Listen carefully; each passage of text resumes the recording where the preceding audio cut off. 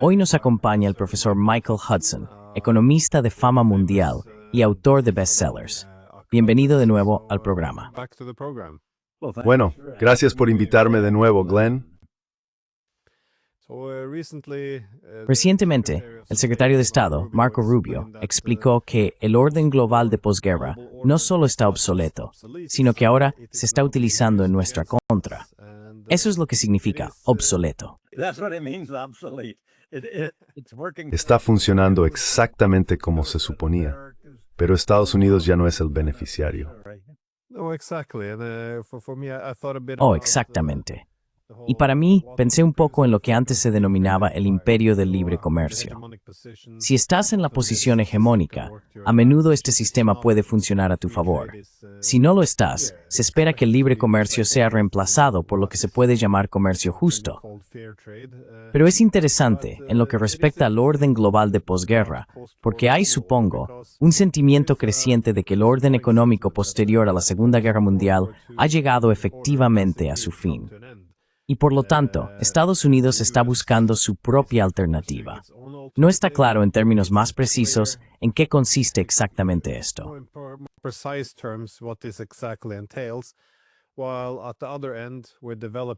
Por otro lado, también estamos viendo el desarrollo de los BRICS como una alternativa para alejarse del que parece ser un orden económico posterior a la Segunda Guerra Mundial, fallido o ya terminado.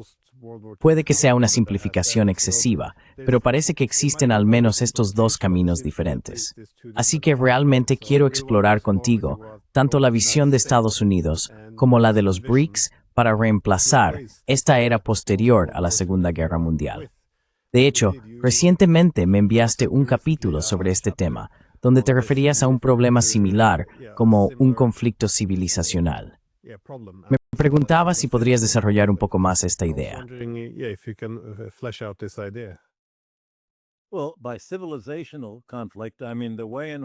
Bueno, por conflicto civilizacional me refiero a la forma en que la sociedad y la economía van a organizarse.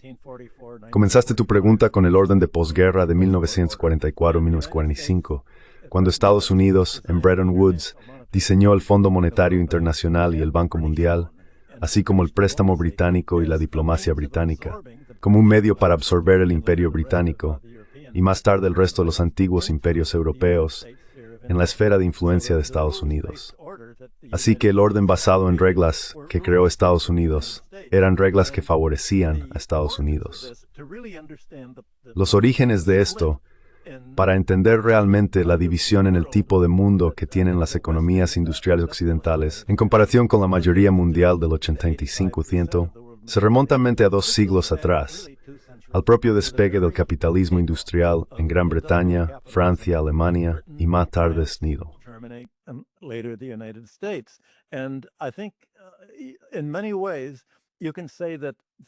En muchos aspectos, se puede decir que el despegue del capitalismo industrial fue revolucionario para los países que se estaban industrializando. Fue revolucionario porque el principio básico del capitalismo industrial era reducir el coste de producción para que los industriales de Gran Bretaña y otros países pudieran vender a precios más bajos que sus competidores en el extranjero. ¿Cómo lograron vender más barato? Bueno, había 3 maneras. La primera era desatarse del feudalismo, la aristocracia terrateniente en que controlaba los parlamentos con el objetivo de aumentar sus rentas de la tierra y con ellas el precio de los alimentos. Hacia 1815, los industriales liderados por David Ricardo, el banquero. Bueno, Gran Bretaña no puede competir con otros países si tenemos que pagar a nuestros trabajadores salarios tan altos que cubran las exorbitantes rentas agrícolas de la clase terrateniente, que había impuesto las leyes del maíz, los aranceles agrícolas en 1815 para bloquear las importaciones extranjeras.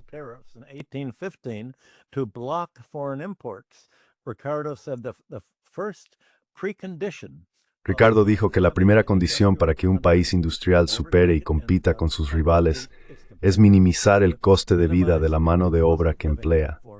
Eso significa que necesitamos libre comercio de cereales, alimentos y materias primas para poder importarlos del extranjero. Y eso implica liberar la economía de la renta económica. La renta es el aumento de precio, el exceso del precio sobre el valor real del coste. Ricardo y toda la escuela de la economía política clásica pretendían mantener los precios de la economía en línea con el coste real de producción, eliminar todos los privilegios especiales. El primer privilegio era el de la renta de la tierra, como mencioné. Was that of land rent, as I mentioned. The second privilege were monopoly privileges. El segundo privilegio era el de los monopolios. Desde el siglo XIV hasta el XVIII, los reyes de Europa necesitaban aumentar los impuestos para pagar a sus banqueros, quienes les prestaban el dinero necesario para guerrear entre sí. Los parlamentos de Gran Bretaña y de otros países evidentemente se oponían a pagar impuestos, especialmente durante las cruzadas. Cuando se oponían a que los reyes de Inglaterra impusieran tributos para pagar a los banqueros con el fin de librar guerras en nombre de Roma en sus luchas intestinas contra Alemania y otros países que no aceptaban la dominación romana. Así que los banqueros ayudaron a los reyes, en los siglos XIV, XV y XVI, a organizar monopolios comerciales. No se necesita la aprobación parlamentaria para crear un monopolio comercial. You don't need parliamentary approval to make a trade monopoly, and that will yield money, and you, the Y eso generará dinero, y usted, el rey, como receptor de estos monopolios, podrá pagarnos a nosotros los banqueros. Así que los capitalistas industriales de Inglaterra dijeron, tenemos que deshacernos de estos monopolios. Tengamos un mercado libre, libre de rentas económicas, libre de rentas de la tierra, libre de rentas de monopolio. Y la tercera cosa que necesitaban era tomar a la clase financiera en general e integrarla en el orden capitalista industrial. El poder de los banqueros debería ser hereditario para fines de formación de capital. Pero los bancos en Inglaterra y otros países no han estado prestando para financiar la formación de capital industrial. Industrial capital formation.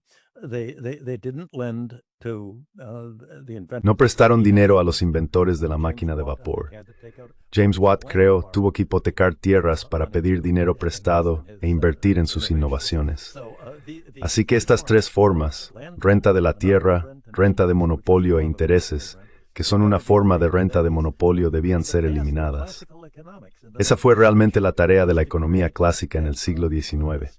Crear un mercado simplificado, libre de todos los costes que en realidad no eran costes de producción, sino costes de privilegios heredados del periodo medieval. Bueno, las cosas eran muy diferentes en el resto del mundo. Inglaterra tardó 30 años en deshacerse de las leyes del maíz, lo que hizo en 1846, y eso comprometió a Gran Bretaña con el libre comercio con otros países. Britain to free trade with other countries. And the British strategists Y los estrategas y diplomáticos británicos fueron a otros países y dijeron, os daremos acceso al mercado británico.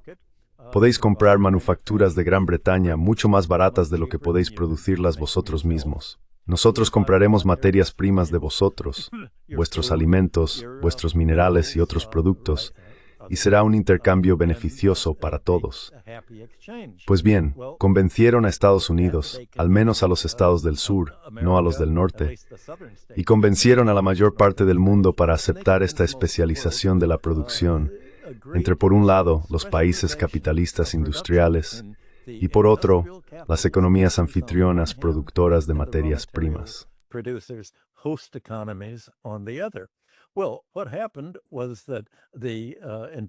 Bueno, lo que ocurrió fue que los países industriales acordaron que cuando los superávits comerciales aumentaban mucho, compraban materias primas a bajo precio, las transformaban en productos manufacturados y las vendían obteniendo beneficios. Juntos, los países europeos y más tarde Estados Unidos tenían el monopolio de los productos industriales. El problema es que el resto del mundo, productor de materias primas, acumulaba déficits comerciales. Para empeorar aún más las cosas, a partir de la década de 1820, las antiguas colonias recién independizadas, desde Haití y el Caribe, México, Brasil, y luego las colonias otomanas, Grecia, Egipto y Túnez, todas lograron su independencia, pero tuvieron que endeudarse con acreedores para reconstruir sus economías y empezar a desarrollar su propia industria y autosuficiencia.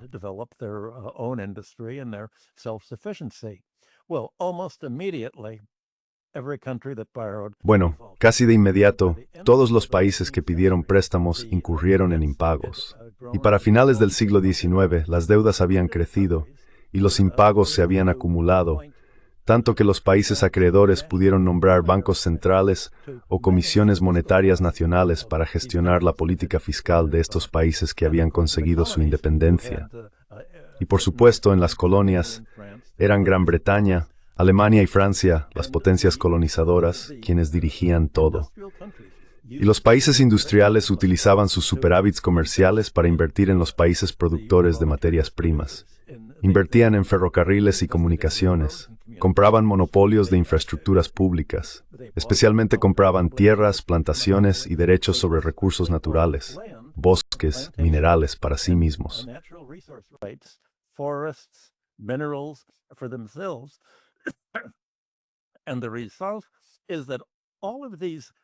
Y el resultado es que todos estos recursos generadores de rentas, que los economistas clásicos decían que debían ser la base natural de los impuestos, no lo eran. Eran el equivalente al feudalismo como una carga para los exportadores de materias primas, en el sentido de que aquí los gobiernos y la economía nacional tenían que pagar fuertes rentas o impuestos sobre la renta de la tierra, renta de recursos naturales, que es un tipo de renta de la tierra, renta de monopolio y servicio de la deuda financiera, todo ello a los países acreedores. Así que la lucha que había sido contra el feudalismo en Gran Bretaña, Francia y Alemania, para el resto del mundo, para la mayoría global, era una lucha contra los intereses rentistas extranjeros, no solo contra sus propios intereses rentistas.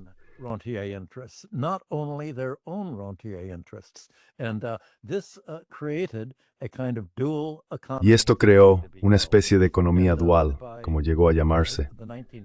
Por ejemplo, en la década de 1950, América Latina, África y gran parte de Asia eran denominadas países en desarrollo, pero no se estaban desarrollando de la misma manera que lo habían hecho las naciones industriales europeas. No se estaban desarrollando libres de rentas económicas, sino que estaban sujetas a ellas, y sus gobiernos no contaban con suficientes ingresos fiscales internos para poder realizar el gasto en infraestructuras públicas y las subvenciones a la industria que lo hicieran posible. Eso fue absolutamente fundamental para Reino Unido, Francia, Alemania y Estados Unidos, que tenían economías mixtas, porque en estos países industriales, el capitalismo industrial estaba evolucionando hacia el socialismo industrial.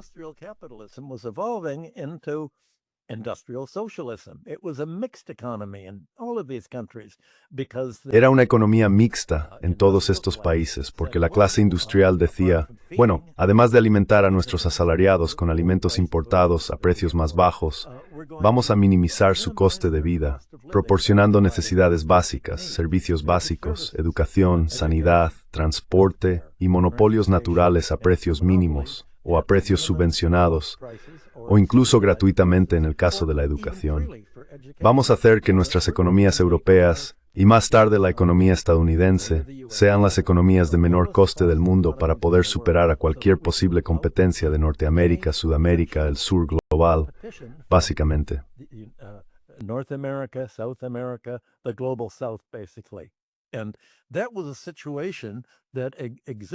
Y esa fue una situación que existió durante toda la Segunda Guerra Mundial.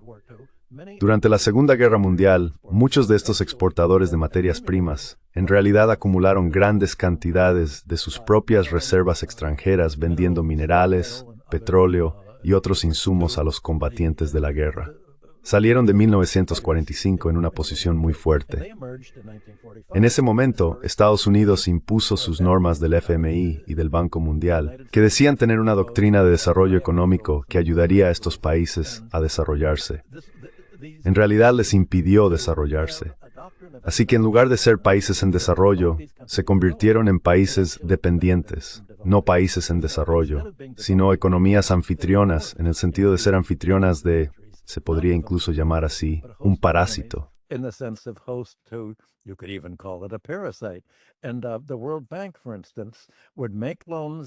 Y el Banco Mundial, por ejemplo, concedía préstamos a los países del sur global no para su propia producción de alimentos, para que pudieran abastecerse a sí mismos y no tuvieran que importar, sino únicamente para exportar cultivos de plantación y cubrir todos los costes de infraestructura, los costes portuarios y el transporte necesario para exportar sus materias primas. Se opusieron a la reforma agraria y a cualquier intento de producir alimentos que pudieran competir en el mercado y desplazar a los agricultores y exportaciones agrícolas estadounidenses. Lo mismo ocurrió después de la formación del mercado común con su política agrícola común, que también contaba con fuertes apoyos gubernamentales a los precios y la suspensión del libre comercio para fomentar la inversión agrícola, lo que incrementó enormemente la productividad agrícola europea. Al igual que la ley de ajuste agrícola del presidente Roosevelt en Estados Unidos en la década de 1930, aumentó la productividad agrícola estadounidense, siendo muy proteccionista.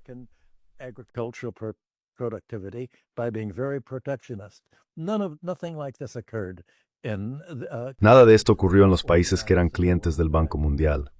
Pues bien, muy pronto estos países volvieron a la situación en la que habían estado desde el siglo XIX.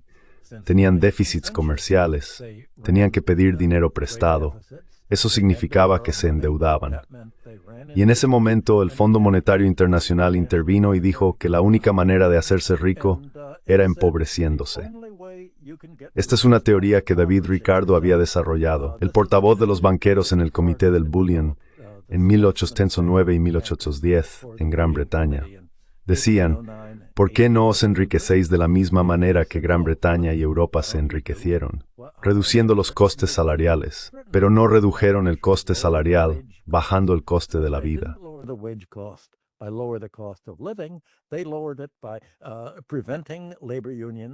Lo redujeron impidiendo la formación de sindicatos, simplemente bajando los salarios y no proporcionando ninguno de los apoyos sociales a los salarios que tenía Europa, básicamente imponiendo programas de austeridad que tenían un solo propósito: evitar que los gobiernos tuvieran el dinero para invertir en subvencionar su industria y agricultura para ser independientes de los países europeos. Así que básicamente estas eran instituciones antidesarrollo. El Banco Mundial publicó un informe bajo la dirección de McNamara llamado Socios en el Desarrollo, pero en realidad eran socios en la dependencia, socios en el subdesarrollo, porque todo se basaba en principios diametralmente opuestos a los de la economía clásica y a la forma en que se habían desarrollado los países europeos, elevando los niveles de vida.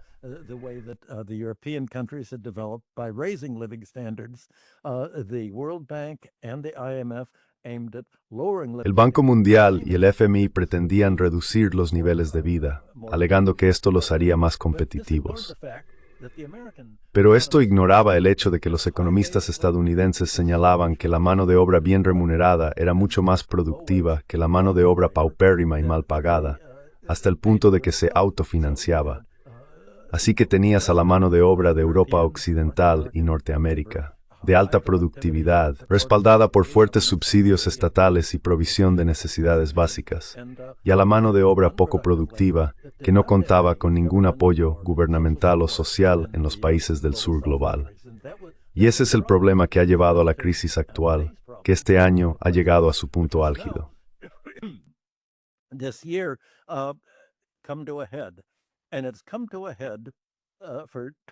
Y esto ha llegado a un punto crítico por dos razones. La razón más obvia es la política arancelaria impuesta por Donald Trump. Esta política impide que otros países, especialmente los países del sur global, obtengan el dinero, los dólares, para pagar sus deudas exportando al mercado estadounidense. Ahora bien, si sus deudas están denominadas en dólares y la única manera de conseguir dólares es exportando a Estados Unidos o Europa, y se les impide hacerlo, ¿cómo pueden pagar? La única forma en que han podido pagar durante los últimos 50 años ha sido viéndose obligados a vender y privatizar aún más sus recursos naturales, sus derechos mineros, vender sus monopolios. Básicamente, aplicar una política de thatcherización a su economía. Y la thatcherización de su economía ha sido tan devastadora para los países del sur global como lo fue para el Reino Unido. As it was to Britain. That's the crisis. Esa es la crisis. La segunda crisis es el hecho de que por primera vez los países del sur global, Asia y los países BRICS en su conjunto tienen una alternativa para evitar la trampa de dependencia en la que han estado atrapados desde 1945. Y eso se debe en gran parte a China. Desde la conferencia de Bandung en 1955 en Indonesia, los países no alineados se reunieron. Tenemos que tener una alternativa al orden económico diseñado por Estados Unidos y Europa que no responde a nuestros intereses. Pero no podían hacerlo solos.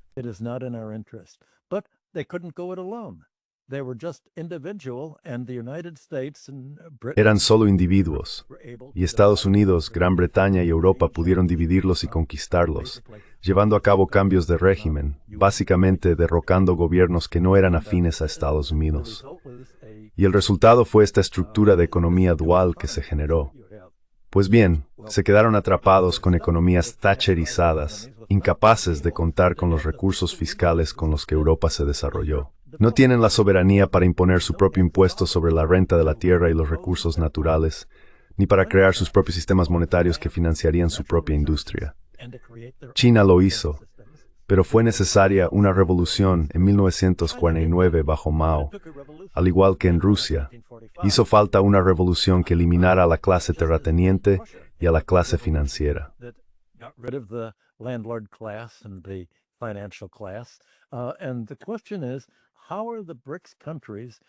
Y la pregunta es, ¿cómo van a emular los países BRICS el modelo capitalista industrial chino o el modelo socialista industrial con características chinas? Básicamente las características chinas son las de Adam Smith, John Stuart Mill, Marx, toda la escuela económica clásica que desarrolló la idea de liberar a las economías industriales de la renta económica, de los privilegios especiales, y convertirlas en economías industriales eficientes. Esa es la crisis. Y el hecho de que estos países ahora puedan tener un modelo alternativo es lo que los estadounidenses afirman que es un choque de civilizaciones. Y en realidad, no es un choque de civilizaciones. Es una lucha contra el intento del sur global, los BRICS y la mayoría global, de seguir el mismo camino de civilización que el capitalismo industrial comenzó a desarrollar en el siglo XIX y sobre el que se basaba toda la ideología económica clásica.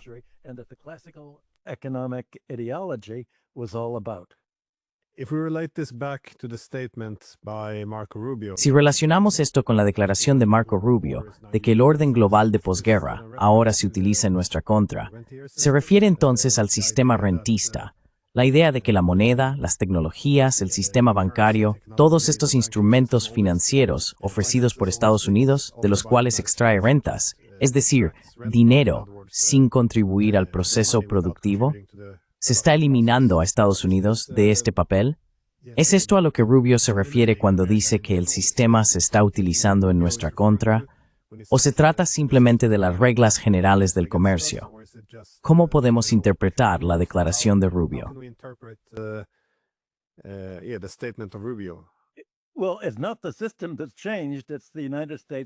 Bueno, no es el sistema el que ha cambiado. Son los Estados Unidos y las economías europeas las que han cambiado. Lo que comenzó como capitalismo industrial bajo la economía clásica de liberar las economías de las rentas, realmente no ganó la batalla en el siglo XX. Los intereses rentistas contraatacaron y se produjo una sustitución de la teoría clásica del valor, el precio y la renta, por la idea de que, el precio es igual al valor. No existe tal cosa como la renta económica. Todo el mundo gana lo que puede, ya sean los propietarios cobrando toda la renta que puedan obtener, los bancos cobrando lo que quieran, incluidas las comisiones por demora. Todo esto se cuenta hoy en el PIB. Si miras el PIB de Estados Unidos y Europa, la mayor parte son cargos rentistas, rentas de monopolio, pero especialmente cargos por intereses, cargos financieros, bienes raíces y renta del suelo. Financial charges, real estate, land rent, banks have lent more and more credit to Los bancos han concedido cada vez más crédito en relación al precio que los compradores pueden pagar en las hipotecas.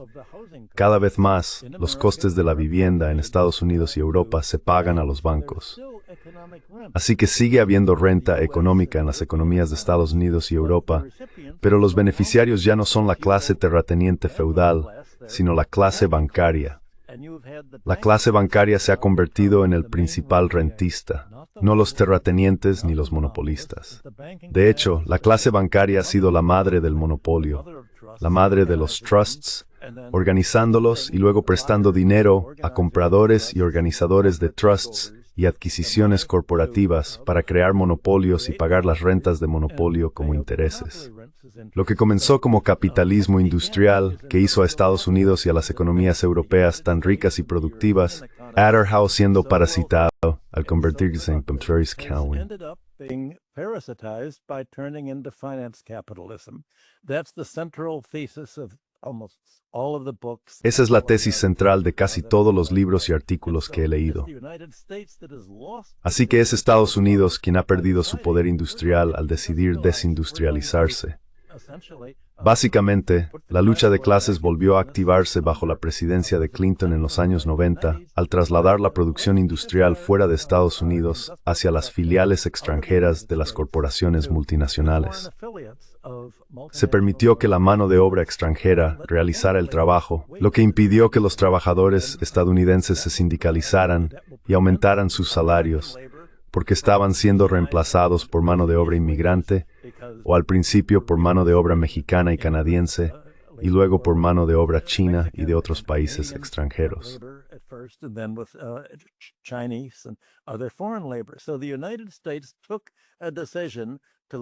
Así que Estados Unidos tomó la decisión de desindustrializarse literalmente. Y esta desindustrialización se ha convertido también en una financiarización. Así que se ha reemplazado una economía industrial por una economía financiera centrada en los bancos y en Wall Street, cuya planificación central ha pasado de los gobiernos a los centros financieros de Nueva York, Londres, París, Frankfurt y Tokio. El desarrollo económico del 15% del jardín global y sus aliados básicamente ha dejado de desarrollarse y ha caído en el mismo tipo de economía rentista contra la que se luchó durante el siglo XIX para crear el poder industrial.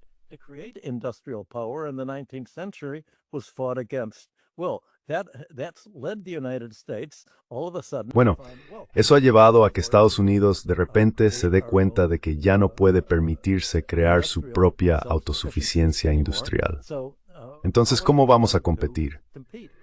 Pues bien, el presidente Trump dice que hay dos formas en las que podemos competir.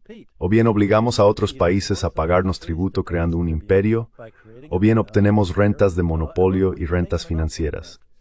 Podemos obtener rentas de monopolio monopolizando la nueva tecnología, la tecnología de la información, la tecnología informática y especialmente la tecnología militar.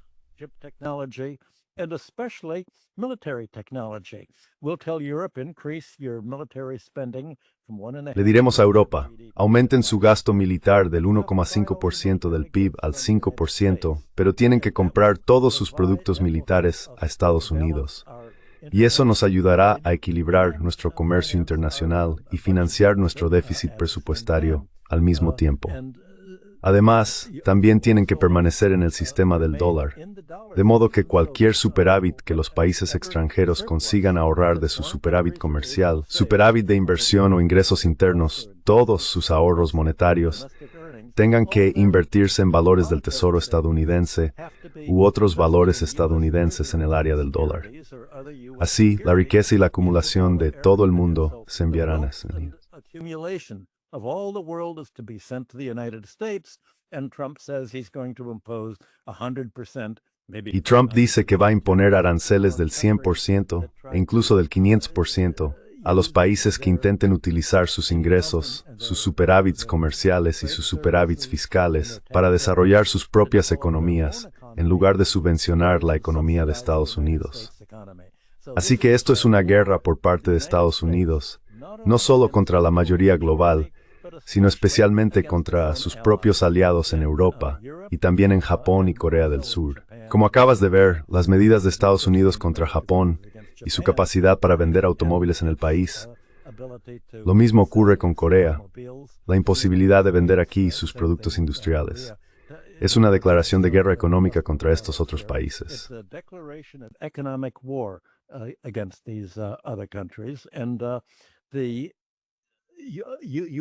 Y la diplomacia estadounidense ha manipulado en cierto modo el resultado mediante su interferencia política y la presión para un cambio de régimen, así como a través de organizaciones no gubernamentales que han proporcionado una enorme fuente de financiación para promover a oportunistas individuales como políticos o líderes industriales favorables a Estados Unidos y que realmente deben su lealtad a Estados Unidos o a empresas estadounidenses, como, supongo que se podría decir, Merz en Alemania. Así que tienes a líderes políticos europeos apoyando políticas que refuerzan la dominación de Estados Unidos sobre Europa, mientras que los votantes de estos países europeos no apoyan esto. Los votantes de Alemania, Francia y otros países están votando en contra de gastar su dinero en la guerra de Ucrania, en contra de luchar contra Rusia.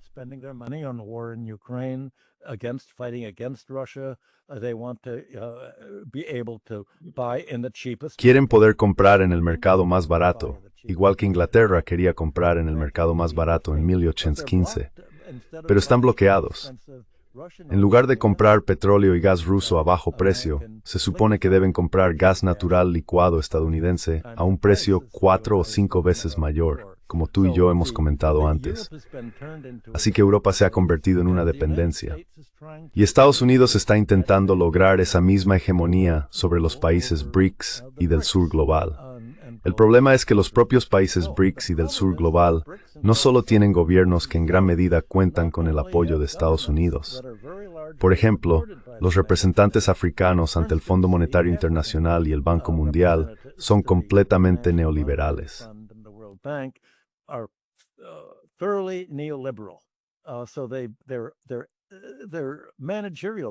Así que su clase directiva ha sido educada en Estados Unidos o en Reino Unido bajo leyes neoliberales, thatcheristas o similares de Estados Unidos. Ni siquiera están familiarizados con los debates políticos que dieron origen al capitalismo industrial que hizo que Europa fuera tan exitosa en un principio. Así que no tienen un modelo. El único modelo que tienen es el de China, que de manera independiente ha reinventado la rueda, la misma rueda que Adam Smith, John Stuart Mill y otros economistas clásicos británicos desarrollaron de una economía mixta donde el gobierno la creación de su propio dinero y la asignación de fondos. Así que tienes, por ejemplo, a China haciendo lo que cualquier país que intenta desarrollarse y ser competitivo debería hacer. Any country that's trying to develop and being competitive should do. You create money and credit to finance. Se crea dinero y crédito para financiar la formación de capital tangible, no solo la formación de capital privado e innovación, sino también infraestructuras básicas como ferrocarriles de alta velocidad, desarrollo portuario o la iniciativa de la Franja y la Ruta que China está intentando implementar para crear una estructura de comercio e inversión internacional que haga a Asia independiente de Estados Unidos. Y el presidente de Rusia, Putin, ha dicho que de esto trata realmente la lucha. La lucha consiste en convertir a otros países en naciones soberanas que controlen su propia política fiscal, política de inversión y política gubernamental. Pero no pueden ser independientes a menos que graven con impuestos la renta de los recursos provenientes de sus propios recursos, que ahora están en manos de empresas extranjeras.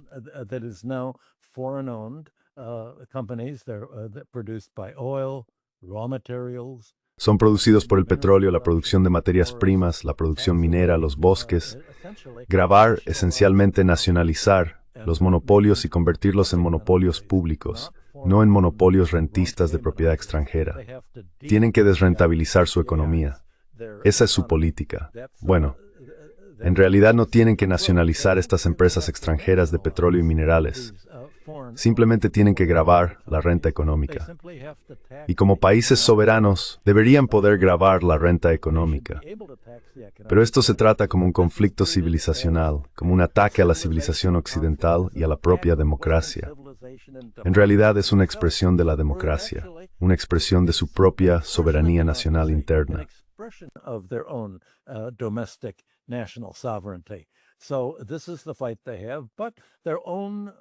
Así que esta es la lucha que tienen. Pero su propia clase dirigente, su propia clase política y la clase más adinerada que poseen son en sí mismas rentistas, y forman parte de la economía rentista. Una gran parte de la deuda externa de Argentina y Brasil está en manos de argentinos y brasileños, porque saben que son las clases altas y saben que el gobierno va a pagar la deuda en dólares a ellos mismos y no va a incumplirla. Así que existe un conflicto de clases dentro de los propios países BRICS, muy similar, pero con diferencias clave respecto al conflicto de clases entre trabajo y capital en Occidente. Ese es un factor que complica todo esto.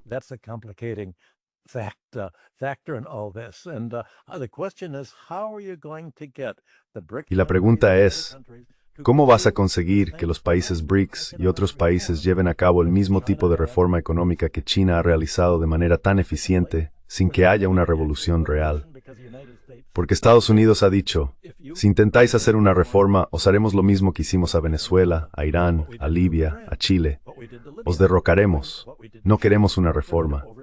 Queremos mantener el poder occidental bajo control. Y el presidente Putin dio otro discurso hace apenas una semana, diciendo que en realidad siempre pensamos desde los años 90 que el sentimiento antirruso que tenían Europa y Estados Unidos era realmente ideológico.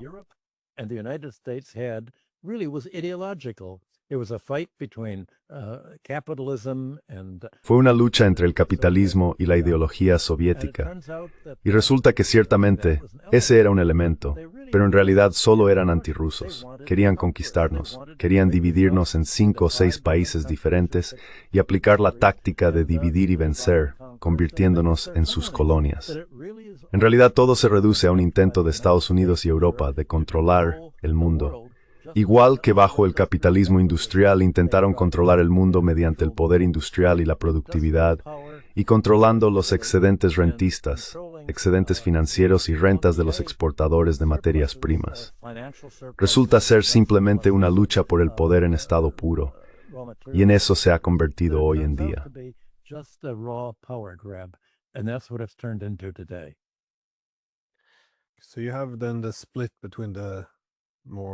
Entonces tienes la división entre las economías más financiarizadas de Occidente y las economías capitalistas industriales, al menos aspirantes, de los BRICS. Así que supongo que lo que más me frustra de Europa es la reticencia a aceptar que han pasado de ser el sujeto a ser el objeto. Que de alguna manera, sí, hay una resistencia a ver que ahora los europeos son los que están siendo canibalizados por sus socios estadounidenses. Creo que el liderazgo político ve el futuro de Europa, su grandeza o relevancia, como algo ligado a esta asociación transatlántica, aunque al mismo tiempo hay cierto reconocimiento de que están siendo canibalizados por los estadounidenses.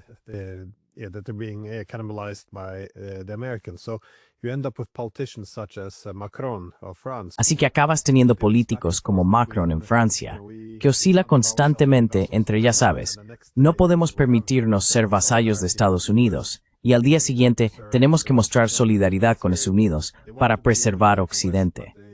Así que quieren formar parte de Occidente políticamente, pero se sienten muy incómodos con o rechazan el reconocimiento de que ahora están convirtiéndose, en efecto, en un objeto.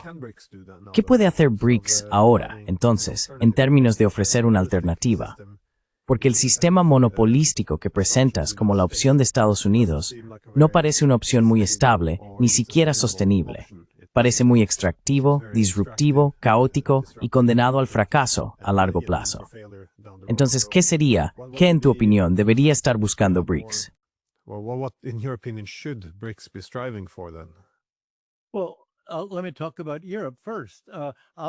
Bueno, déjame hablar primero de Europa. Personas como Macron y sus homólogos en Inglaterra, Starmer, y en Alemania, Merz, son demagogos. Por un lado, ven que la población de Europa quiere prosperidad. No quieren que el presupuesto esté limitado en la creación de dinero ni en el déficit. Quieren que el gobierno tenga déficits para gastar en programas sociales, especialmente para apoyar el nivel de vida, o al menos para evitar el desastre en el nivel de vida que ha sido causado por romper el comercio energético con Rusia. Así que lo que quieren los votantes es una cosa, pero los líderes no responden a los votantes. Son igual que Donald Trump aquí.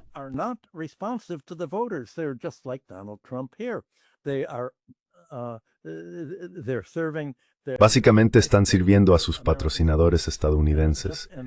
Y el problema, supongo que para Europa, es que toda la forma en que está estructurada la Unión Europea garantiza el fracaso. La Unión Europea está dirigida por la OTAN.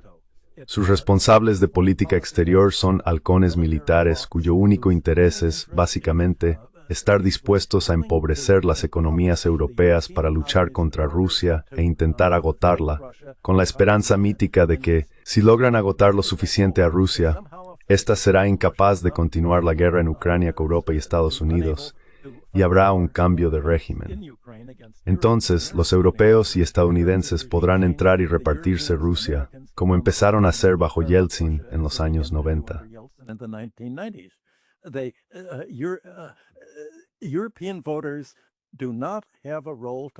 Los votantes europeos no tienen un papel que desempeñar en la política europea bajo la condición de que Europa forme parte de la OTAN y de que sus países estén impedidos de hacer lo que cualquier país soberano debería hacer: crear su propio dinero para financiar su propio gasto, subvencionar su industria y elevar el nivel de vida. La política monetaria de la Unión Europea se creó para impedir que se incurriera en un déficit presupuestario mediante un estímulo económico de tipo keynesiano.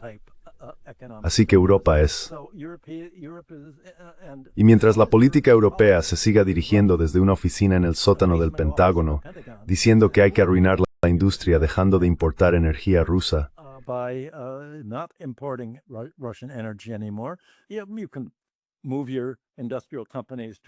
puedes trasladar tus empresas industriales a Estados Unidos, quizá traer aquí también a tu mano de obra cualificada, pero tendrás que sacrificarte para defender la democracia, una democracia como la que Zelensky ha impuesto en Ucrania, el modelo estadounidense de democracia.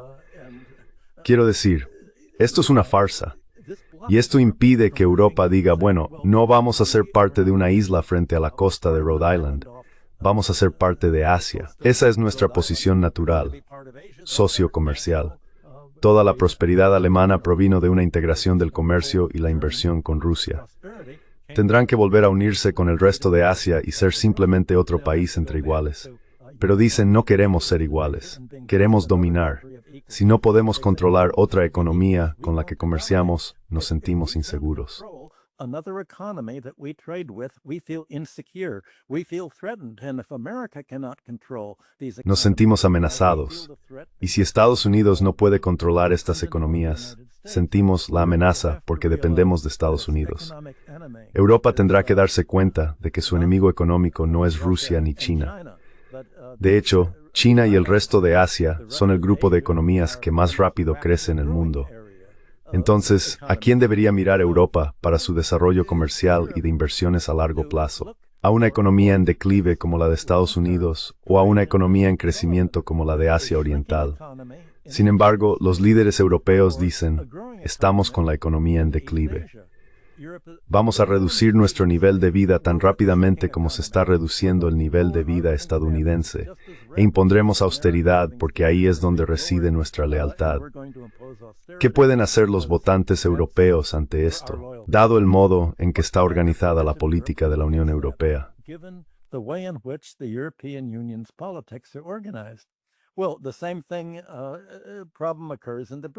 Bueno, el mismo problema ocurre en los países BRICS. Estoy seguro de que los votantes de los BRICS querrían decir, ¿por qué nuestro país en África, o en el sur de Asia, o en América Latina, no puede seguir la misma política que China? ¿Por qué no podemos deshacernos de lo que para nosotros es el equivalente al feudalismo europeo? Tenemos que decir que estos 2 siglos de desarrollo distorsionado, que nos han convertido en dependencias subsidiarias de las naciones acreedoras industriales, no han funcionado. Nuestra soberanía consiste en colaborar entre nosotros. Tenemos que empezar de cero. Las deudas no se pueden pagar a menos que renunciemos a toda nuestra inversión en crecimiento. ¿A quién vamos a poner en primer lugar? ¿Vamos a poner a los tenedores de bonos extranjeros en primer lugar como una reclamación sobre nuestros ingresos fiscales? ¿O vamos a priorizar nuestro propio crecimiento económico y nuestra inversión interna para lograr la autosuficiencia económica y el aumento del nivel de vida? economic self-sufficiency and rising living standards first. Well, unanimously, the BRICS countries say, Bueno, unánimemente los países BRICS dicen, olvidad el nivel de vida. Vamos a seguir al FMI. Vamos a imponer austeridad porque nosotros, en la clase dirigente, la oligarquía clientelar, nos va muy bien. En realidad, somos una extensión de la economía capitalista financiera de Estados Unidos. Así que esta es la clase dirigente de Argentina, gran parte de Brasil bajo Bolsonaro. De eso trata toda la lucha en Brasil. Este es todo el problema. No solo se necesita una revolución por parte de los países BRICS y de la mayoría global en cuanto a su filosofía de desarrollo económico para adoptar la economía clásica y su liberación de las economías de las rentas, sino que también se necesita una revolución política contra sus propias oligarquías clientelares que han sido instauradas por este sistema de dependencia impuesto durante los 2 últimos siglos, a menudo por la fuerza y la violencia.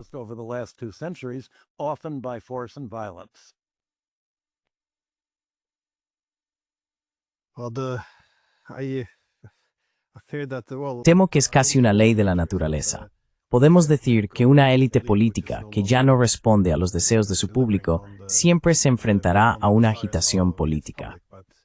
Hasta ahora, la clase política simplemente ha descartado todas las reacciones a su fracaso en la defensa de los intereses nacionales básicos, calificándolas de populismo, y afirma que los populistas son ilegítimos y deben ser contrarrestados casi por cualquier medio posible.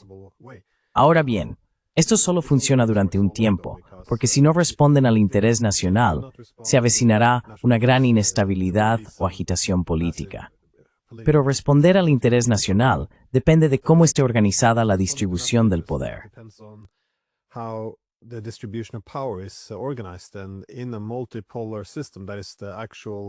Y en un sistema multipolar, la realidad actual es que la distribución del poder ya no está concentrada en Estados Unidos.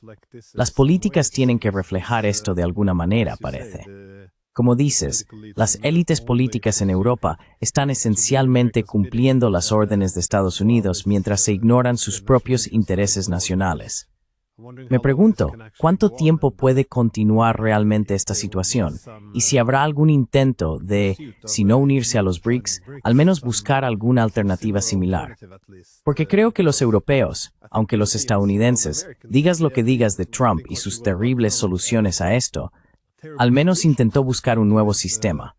Al menos reconoce que la era posterior a la Segunda Guerra Mundial ha terminado. Creo que los europeos siguen en la negación.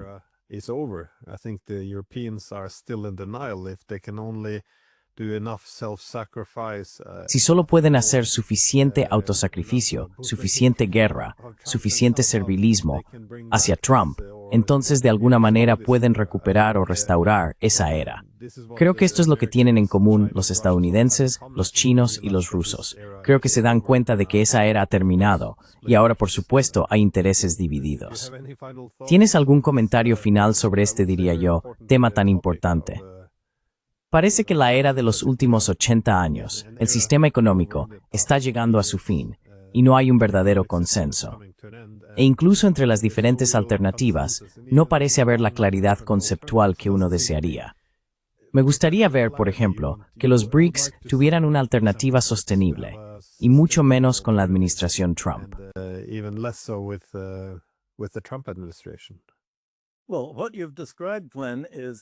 Bueno, lo que has descrito, Glenn, es el enfoque materialista de la historia. Y ese enfoque sostiene que los países van a hacer, en última instancia, lo que esté en su interés nacional. Hay una especie de supervivencia del más apto, y los más aptos, al final, son los que prevalecen. Pero eso no es lo que ha ocurrido en gran parte de la historia. No siempre han sobrevivido los más aptos, y el enfoque materialista de la historia ha dejado de lado las razones por las que la carrera no siempre es para el más rápido, como dice la Biblia. Así que realmente no sabemos qué va a pasar hoy. Para Alemania, por ejemplo, no es solo que la era de posguerra haya terminado. La Segunda Guerra Mundial no ha terminado. Sigue en marcha. Merz dice, queremos hacer del ejército alemán el ejército dominante, como lo fue antes.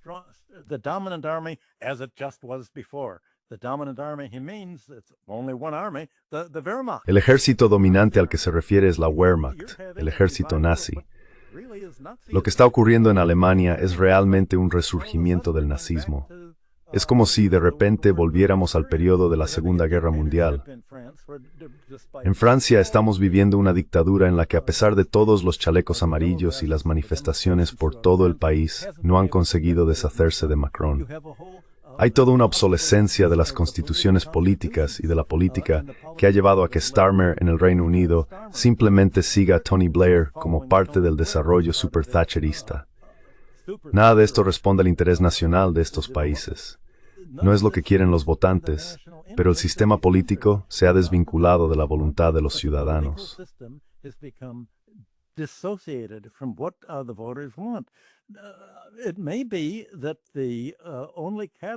Puede que el único catalizador para esto no se encuentre en Europa, sino en otros países, especialmente antiguos o actuales aliados de Estados Unidos como Japón y Corea del Sur, que decidan, bueno, ahora que ya no podemos tener superávits comerciales con Estados Unidos, ahora que está haciendo con nosotros en Japón lo que hizo con los acuerdos Plaza y Louvre en los años 80, quizá tengamos que buscar un acercamiento con China. Creo que, a medida que Europa Occidental vea cómo otros países asiáticos se unen a China, uno tras otro, a través del Plan General de Desarrollo Chino, la Iniciativa de la Franja y la Ruta, y su Área General de Comercio e Inversión, Europa va a darse cuenta de que ellos nos están sacando cada vez más ventaja.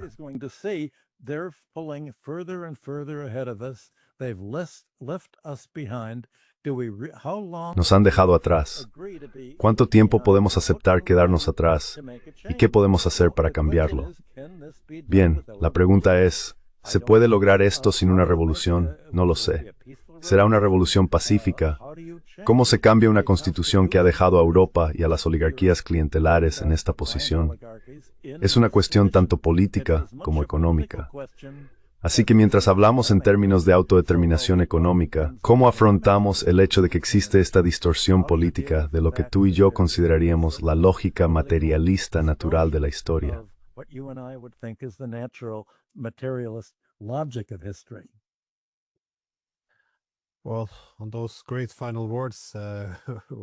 Bueno, con esas grandes palabras finales, podemos concluir aquí.